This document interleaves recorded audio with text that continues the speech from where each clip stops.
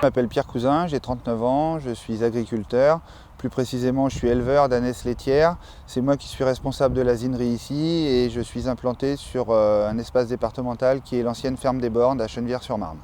C'est un lieu qui appartient au conseil général. Quand j'étais salarié, j'étais pas heureux parce que j'aimais pas obéir. Je me suis dit, il faut que je travaille seul. La production de lait d'ânesse, c'est un métier qu'on peut réaliser seul. Et en plus, je me suis aperçu, parce que bon, c'était quand même pas suffisant, que c'était un produit qui était vraiment plein de propriétés, plein de qualités et très très intéressant. J'ai 5 bébés, j'ai une dizaine d'ânesses laitières, j'attends encore une naissance au printemps, j'attends 3 ânesses qui doivent mettre bas au mois d'octobre.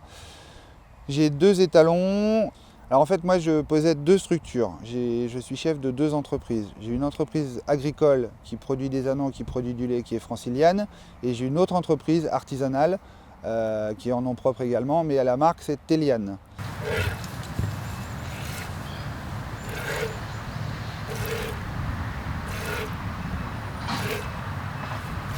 Les propriétés du lait d'ânesse sont intéressantes dans 2 domaines bien distincts.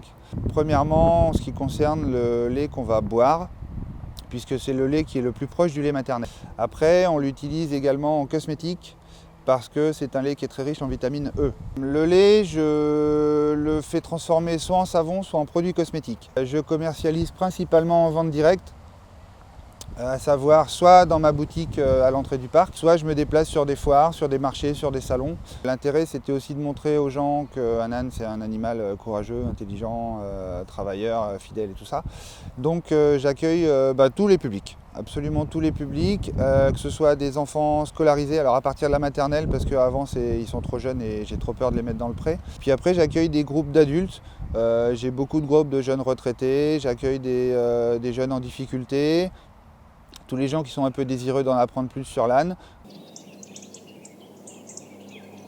Le prochain projet, c'est la mise en place d'un laboratoire qui va me permettre de pasteuriser du lait, parce que la durée de vie du lait d'ânesse cru, elle est trop courte.